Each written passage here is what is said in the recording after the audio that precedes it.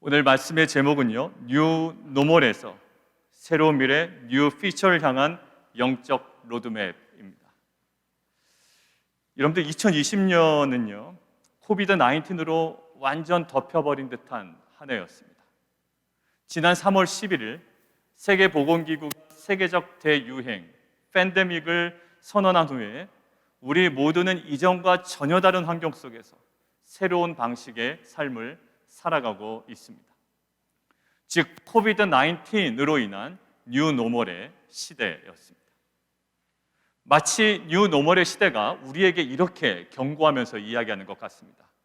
이제는 이전과 같은 방식으로 살아갈 수 없으니 이전과 다르게 살아야 해라고 우리에게 마치 경고하고 있는 것 같습니다.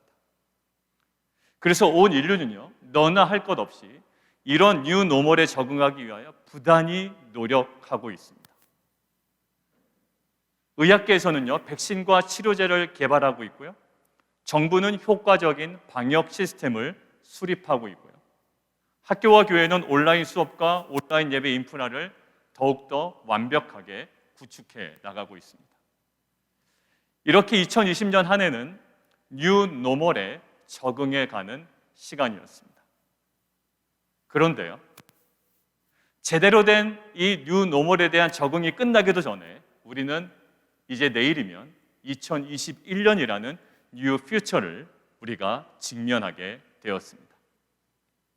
저희는 2020년을 강타한 이 뉴 노멀에서 이제 2021년의 뉴 퓨처로 넘어가는 바로 이 지점에 우리가 모여 있는 겁니다. 이러한 시점에서 여호수아 본문을 통해 뉴 노멀에서 뉴 퓨처로 상하는 그 영적 로드맵을 정리하는 시간이 되기를 원합니다. 여러분들 이스라엘 민족의 역사를 한번 떠올려 보셨을까요? 야곱과 그의 가족들이 애굽으로 들어간 이후에 430년이라는 그 애굽 생활이 있었습니다. 근데 그 430년의 애굽 생활은요, 이스라엘 민족에게 있어서 너무나도 익숙한 노멀이었습니다. 그 애굽 생활이 노멀이었어요. 그런데 그들이 출애굽 이후에 경험한 40년의 광야 생활은요, 그들에게 있어서 역사적이나 민족적으로나 그들이 전혀 상상하지 못했던 뉴 노멀이었습니다. 그러니까 자꾸 노멀로 돌아가겠다라는 거죠. 애굽으로 돌아가겠다라는 거예요. 왜? 그게 너무 익숙하고 그것이 너무나도 자연스러웠습니다. 광야요? 뉴 노멀이었습니다. 불편해요. 그런데 이스라엘 백성들은요, 이러한 광야라는 뉴 노멀에서 굉장히 우왕좌왕합니다. 그들의 신앙의 민낯도 여지없이 드러났고요, 민족적 실패도 그들은 경험했습니다. 자, 그런데 이 광야라는 뉴 노멀에 적응도 제대로 못하고 여전히 불안한 이스라엘 민족이요, 이제 뉴 노멀이었던 광야의 삶을 마무리하고 이제 뉴 퓨처인 이 약속의 땅 가나안을 향해서 요단강을 지금 건너야 하는 이 시점에 와 있는 겁니다. 자, 이 이스라엘 민족의 이 모습이요, 2020년 뉴 노멀에 제대로 적응도 못한 우리들이 이제 2021년이라는 뉴 퓨처를 향해 가야 하는 모습과 저에게는 오버랩이 되었습니다. 그래서 오늘은요, 광야에서 약속의 땅, 광야에서 이 가나안을 향해 가는 이스라엘 백성의 모습을 통해 뉴 노멀에서 뉴 퓨처, 새로운 미래를 향해 가는 그 영적 로드맵을 함께 정리하면서요, 이제 2020년을 마무리하고 2021년이라는 요단강을 건너며 새롭게 출발하는 귀한 은혜의 시간이 되기를 원합니다. 자, 오늘 본문을 보면요, 이스라엘 백성들에게 가나안이라는 새로운 미래가 주어집니다. 근데 그것은, 가나안은 그들이 쉽게 얻을 수 있는 곳은 아니었어요. 약속의 땅, 가나안이라는 새로운 미래를 향해 가지만 그들이 실제로 눈으로 경험하고 실제로 먼저 직면한 것은 무엇이었을까요? 땅이 아니라 강이었습니다. 어떤 강이요? 넘치는 요단강이에요. 하나님이 그들에게 분명히 약속하셨습니다. 그런데 그 땅을 향해 가는 그 길목에서 처음 마주친 게 넘치는 요단강이었다는 거예요. 지금의 요단강은요, 여러분들 성지순례 가보신 분들은 알겠지만 깊이나 폭이 굉장히 좁은 색강처럼 보입니다. 그런데 모세와 여호수아 시대는 달랐다라는 것들이 학자들의 의견이고요. 그리고 더군다나 오늘 읽진 않았지만 3장 15절에 그때는 곡식 거두는 시기, 즉 우기였기 때문에 수심이나 폭은 평소보다 더 깊고 넓었다라는 거예요. 결국 이스라엘 백성은 약속의 땅, 이 가나안이라는 새로운 미래를 향해 가지만 그들이 막상 직면한 건 뭘까요? 넘치는 요단강이었고요. 그들은 이 강을 건너야만 하는 거예요. 우리도 마찬가지입니다. 하나님께서 약속하셨고 각자의 가정 가운데 또 우리 자녀들 가운데 사업 가운데 직장 가운데 주님께서 허락하신 약속의 땅 가나안이 각자마다 있어요. 그래서 우리는 이제 2020년의 뉴 노멀에서 2021년 뉴 퓨처를 향해서 우리는 막 갑니다.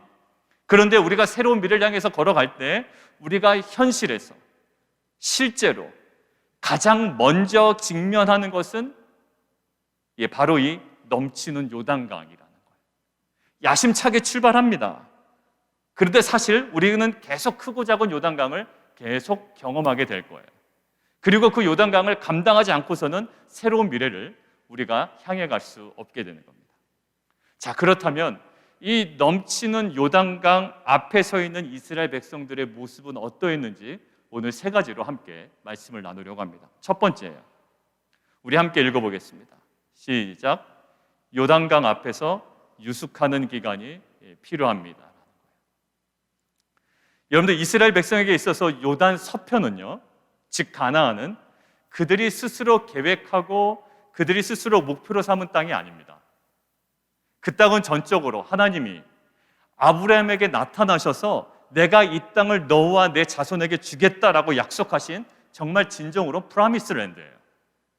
하나님이 약속하시고 하나님께서 주시겠다고 한 땅이지 아브라함이 달라고 했던 땅이 아니라고요. 그렇기 때문에 그 땅 앞에서 하나님이 약속하신 땅 앞에서 주저주저 하는 거요? 이것은 불신앙의 모습이 될 수가 있습니다. 왜냐하면 광야에서 민수기에서 여러분들 기억나시죠? 광야에서 정탐꾼을 보낸 후에 보고를 받는 장면에서 약속의 땅에 대한 지나친 현실 분석을 하고 그로 인한 이 주저함을 하나님께서 무엇으로 여기셨다고요? 불신앙으로 여기셨기 때문이에요. 그런데 지금 이스라엘 백성들은 약속의 땅을 지금 코앞에 두고요, 곧바로 요단강을 건널 생각을 안 하고 1, 2절을 연결해서 우리가 보면 3일간 유숙했다라고 되어 있습니다. 이거요, 불신앙으로 취급받을 수 있는 요소예요. 그런데 민수기에 기록된 그 정탐꾼들의 모습과 오늘 이스라엘 백성들의 모습은 좀 다릅니다. 지금 이스라엘 백성이 3일간 유숙한 이유는요, 가나안을 허락하신 하나님의 약속에 대한 불신으로 지금 주저주저하며 유숙한 게 아니라 그들이 직면한 이 넘치는 요단강을 건너기 위한 준비로 유숙한 거라는 거예요. 자, 출애굽 이후에 광야 40년이라는 뉴 노멀을 어렵사리 통과했습니다. 광야 40년이라는 뉴 노멀을 어렵사리 통과했는데 성급하게 뛰어들다가 이 넘치는 요단강에 휩쓸려다 보면 가나안 입성이라는 뉴 퓨처를 경험도 못 해보고 실패할 수 있기 때문에. 자, 그렇다면 그들은 3일간 유숙하는 기간에 도대체 무엇을 했을까요? 학자들의 의견을 빌려서 말씀드리면 그들의 3일간의 유숙하는 기간은 요단강 도하를 위한 현실적인 준비를 함과 동시에 하나님과의 관계에 있어서의 영적인 준비 기간으로 삼았을 것이다라는 거예요. 무엇이 필요하다?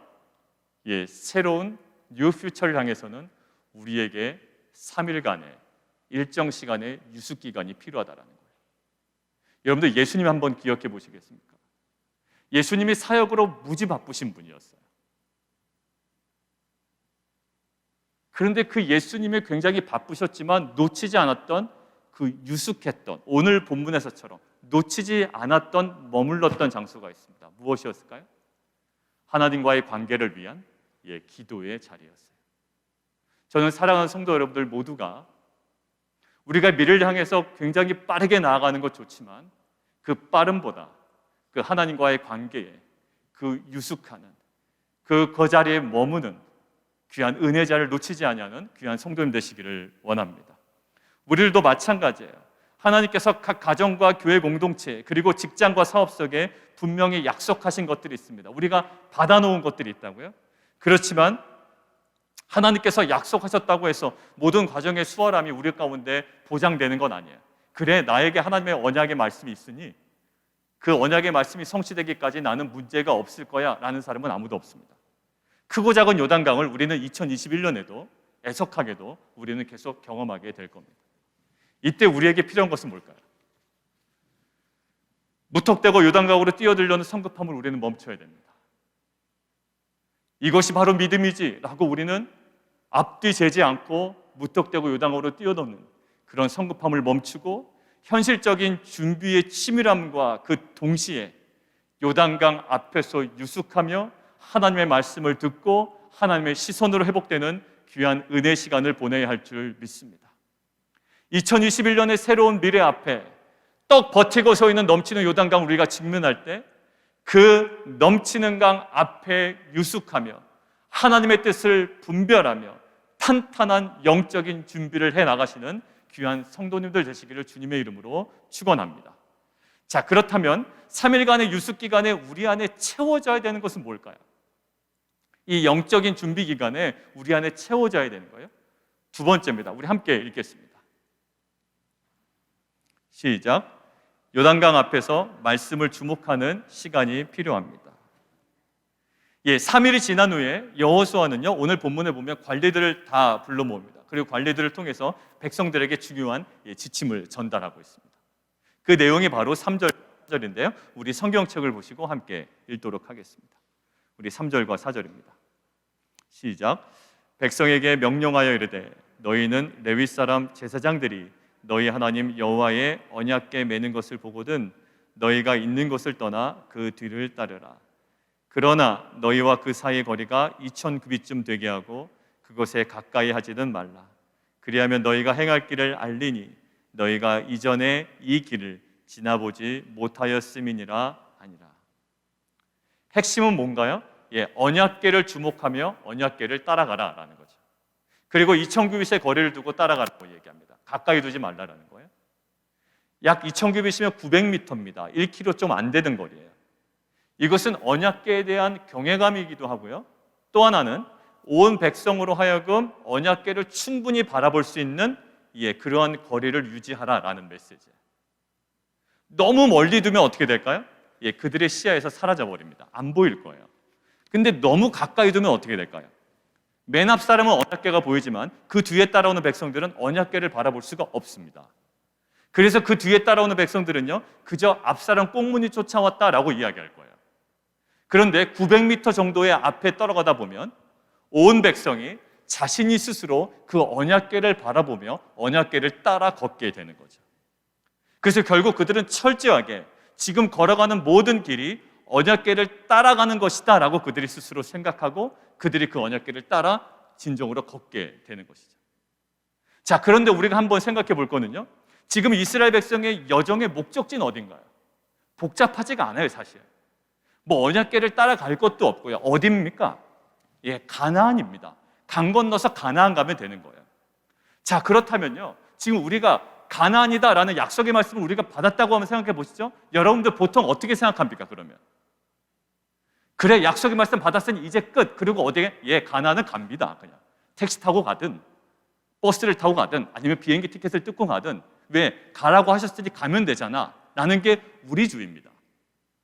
잘 보세요. 지금 요단강이 범람하는 시기라고 그랬죠? 굳이 그 시기를 택할 리는 없단 말입니다.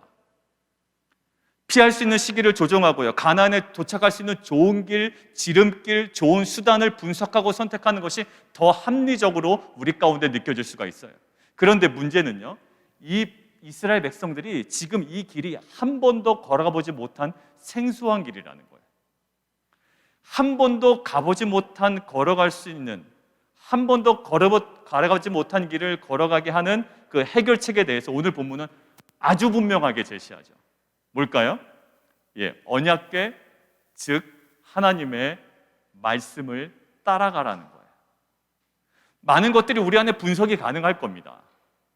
그거 합리적인 거 굉장히 좋은 태도예요. 그러나 그거보다 더 우선순위가 돼야 하는 것이 있다는 거예요. 뭐냐면 언약궤, 말씀을 따라가는 거예요. 그런데 아무리 언약궤를 따라간다고 해도요, 좀 냉정하게 한번 생각해 보죠. 사실 곡식 거두는 시기에 요단강을 건넌다라는 것은요, 지금 지나고 나서 우리가 성경을 통해서 지면을 통해서 보니까 그냥 그러려니 하지만 사실 그 시기에 요단강을 건너는 것은 이스라엘 백성에게 심한 타격을 줄 수 있는 치명적인 요소가 될 수가 있습니다. 그리고 이 요단강 도하 작전이 만약에 실패했다라고 한다면 이 여호수아는 리더십으로 세워진 지 얼마 안 되는데 이 리더로서 신임을 완전히 잃을 수 있는, 그리고 심지어 재기가 불가능한 시기까지 지금 될 수가 있는 거예요. 그럼에도 불구하고 여호수아는 지금 무엇을 강조하나요? 하나님의 임재를 상징하고 하나님의 말씀을 상징하는 언약궤만을 주목하며 따라갈 것을 계속 명령하고 있습니다.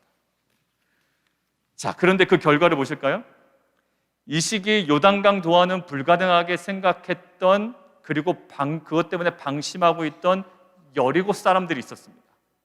그 사람들은 이 시기에, 이 감히 벙남하는 시기에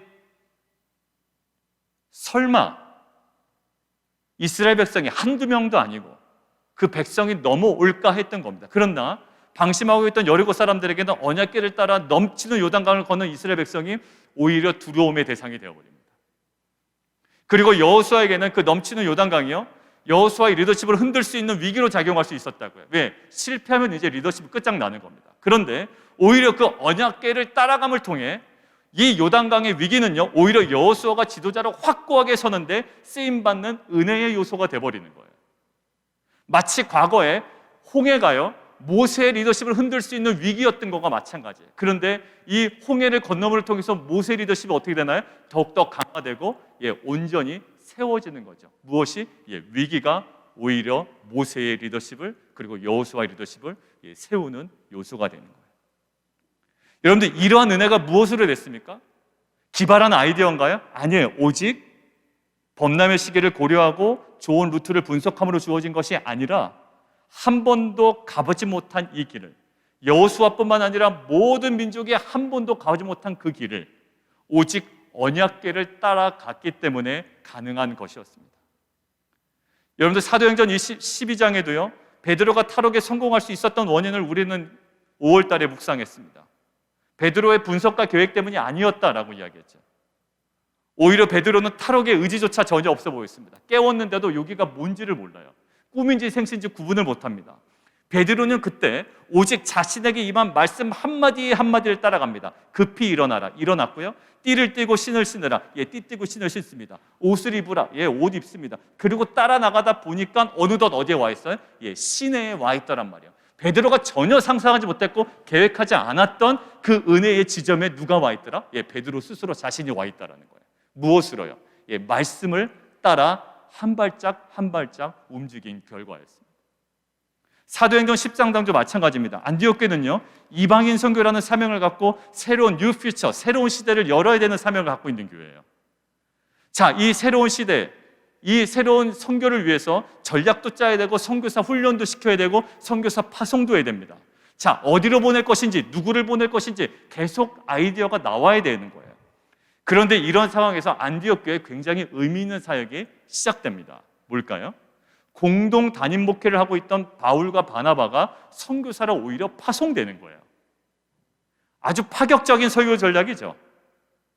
말하면 지금 여기 있는 모든 리더십들과 제가 선교사로 나가고요, 여기에 다른 목사님이 오는 겁니다. 아주 파격적인 선교 전략이에요. 이러한 선교 전략이 어떻게 나오게 됐나요? 안디옥 교회 리더십들의 기획 회의의 결과가 아니었다고요. 회의하고 토론하고 어떤 의견을 도출해낸 것이 아니라 주를 섬겨 금식할 때에, 13장에 나온 것처럼 주를 섬겨 금식할 때, 기도할 때에 성령께서 주신 말씀으로 인한 결과였습니다. 어떤 말씀이요? 바나바와 바울을 세우라라는 거예요. 여러분들, 우리들에게도 2021년이 주어집니다. 그 허락하신 약속의 말씀이 성취될 것을 기대합니다. 그리고 새로운 시대를 우리는 기대하며 이제 걸어갈 거예요. 그런데 2021년이라는 시간은요, 우리가 한 번도 가보지 못한 길입니다. 그래서 우리는 계획들을 나름대로 세웁니다. 필요해요. 그러나 그 계획들보다 더 중요한, 우리가 놓치지 말아야 될 우리의 시간과 그러한 장소들이 있습니다. 뭘까요? 한 번도 걸어가지 못한 그 길을 오직 말씀을 주목하며 따라감을 통해 그 요단의 위기를 은혜로 누리며 새로운 시대를 향해 가는 빛과 소금 교회 성도님 되시기를 주님의 이름으로 축원드립니다.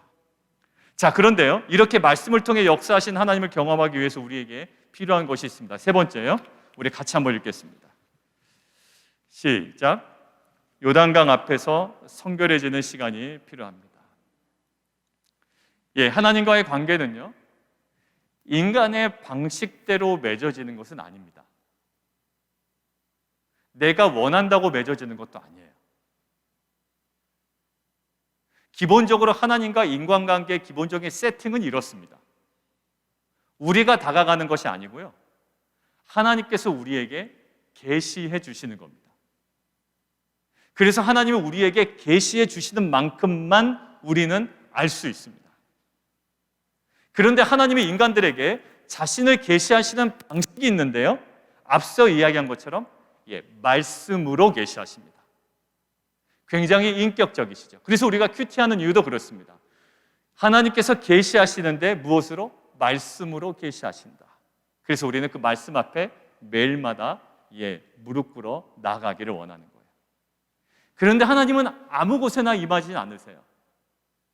하나님의 백성이 영육간에 정결할 때 하나님께서 임하시지만 그 정결함이 깨지면 하나님께서 함께하지 않으신다라는 것은 성경 전체에 흐르는 하나의 중요한 맥입니다.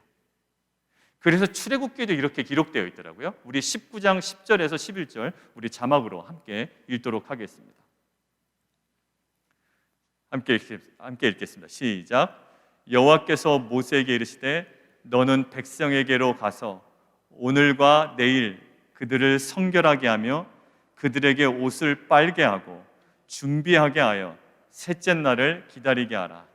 이는 셋째 날에 나 여호와가 온 백성의 목전에서 시내산에 강림할 것임이니. 자, 하나님의 임재입니다. 이스라엘 백성이 그렇게 원하던 하나님의 그 임재 전에 이스라엘 백성, 민족에게 요구된 것이 있어요. 바로 코데시입니다. 성결이에요.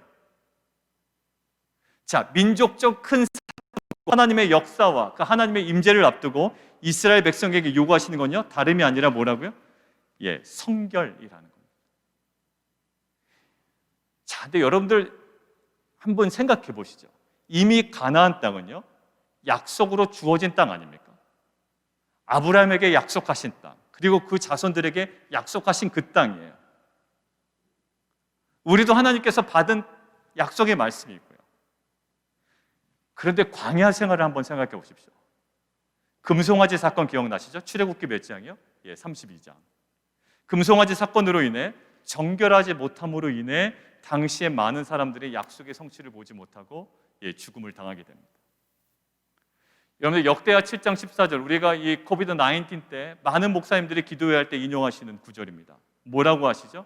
하나님께서 이 땅을 내가 고치겠다라고 말씀하시는 장면입니다. 자, 근데 그때 백성들에게 요구하시는 것입니다. 그냥 고치는 게 아니라 백성들에게 요구하십니다. 그들의 악한 길에서 떠나 스스로 낮추고 기도하여 하나님의 얼굴을 찾으면 하나님께서 하늘에서 듣고 죄를 사하고 그 땅을 고치겠다라는 약속입니다. 우리에게도 하나님께서 약속하신 말씀이 가정들마다 또 직장과 공동체에 있습니다. 그래서 이제 2020년 뉴 노멀에서 2021년이라는 새로운 미래, 뉴 퓨처를 향해 우리는 걸어가고 그것들을 허락하셨다고 믿습니다. 그러나 그 약속의 말씀의 성취를 위해서 이 송구영신 예배를 드리는 이 시간 우리에게 엄중히 요구하시는 것이 있다는 거예요. 바로 거룩입니다. 코데시. 세상에 제일 많은 직업은 아니겠지만 그래도 지나다가 자주 볼 수 있는 직업이 목회자입니다. 직업이라고 얘기해서 좀 죄송합니다만 많이 계세요.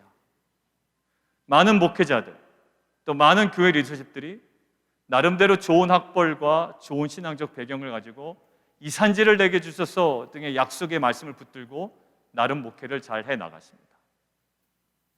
우리 성도님들 보시면 저희 교회뿐만 아니라 이 이민사회, 특별히 노던 버지니아에 살아가는 이 한국 분들은요, 굉장히 부지런하게 살아갔습니다. 고된 이민 생활 속에 하나님께서 허락하신 약속을 붙들고 가정과 직장과 또 맡겨준 사업을 성공적으로 운영해 나가시죠. 그런데 그들에게 하나님께서 분명히 약속의 말씀, 허락해 주신 것 맞습니다. 부인할 수 없습니다. 그런데요, 분명히 약속의 말씀을 받고 시작한 교회고 약속의 말씀을 받고 시작한 직장과 사업인데 한순간에 무너지는 목회자, 그런 성도님들, 집사님들, 그러한 장로님들, 그러한 가정과 사업들을 우리는 심심치 않게 보게 됩니다. 여러분들 대부분 어디서 무너지던가요?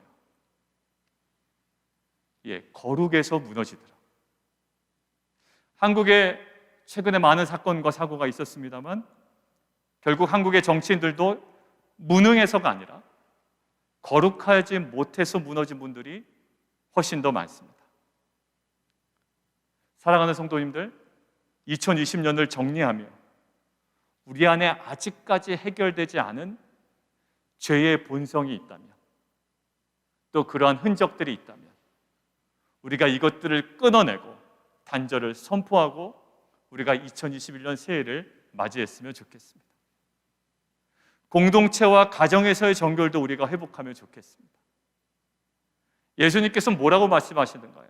동료 신자들과의 문제가 있으면 하나님께 나와서 예배하기 전에 그 사람과의 문제를 먼저 해결해서 바른 관계를 회복하고 예배 좀 드려라 라고 얘기하잖아요. 예배에 와서 뜨겁게 찬양은 하는데 동료 신자들과의 문제가 여전히 남아있다면 하나님께서는 그거 먼저 해결하고 오라시는 거예요. 사랑하는 성도 여러분들, 2020년 얼마 남지 않았죠. 빨리 예배 끝나고 해결되지 않은 관계가 있다면 관계 속의 정결을 회복하는 공동체가 되기를 원합니다. 그리고 우리가 얼마 전에 묵상했던 베드로전서 3장 7절 기억하시죠? 남편들이 아내들을 귀하게 여기지 않고 괴롭힌다면 어떻게 돼요? 하나님과의 관계를 통한 기도의 역사가 막힌다라고 되어 있습니다. 사랑하는 성도 여러분들, 특별히 우리 남편분들, 부부관계에서의 그 정결도, 아내를 향한 이 정결하고 이 거룩한 태도도 회복되어지는 우리 귀한 남편 되기를 원합니다. 자, 정리하겠습니다. 우리는 2020년 한 해 동안 이전에 경험하지 못했던 뉴노멀을 경험했고 지금도 여전히 경험하고 있습니다. 그리고 그 뉴노멀이 우리에게 적응이 되기도 전에 2021년이라는 한 번도 가보지 못한 새로운 미래 뉴퓨처 앞에 우리는 다시 서 있습니다. 그러나 이스라엘 민족의 약속의 땅 앞에 서 있지만 실제로 직면한 것은 넘치는 요단강이었던 것처럼 우리들도 2021년이라는 새로운 미래 앞에 서 있지만 아직도 해결되지 않은 전 세계적 팬데믹과 각자의 크고 작은 요단강을 직면하게 될 겁니다. 이때 우리는 요단강을 성급하게 건너가기 전에 그 요단강 앞에서 유숙하며 우리의 수많은 뇌피셜을 끊어내고 오직 하나님의 말씀만을 주목하며 성결과 거룩함으로 준비하는 공동체가 되어야 할 줄 믿습니다.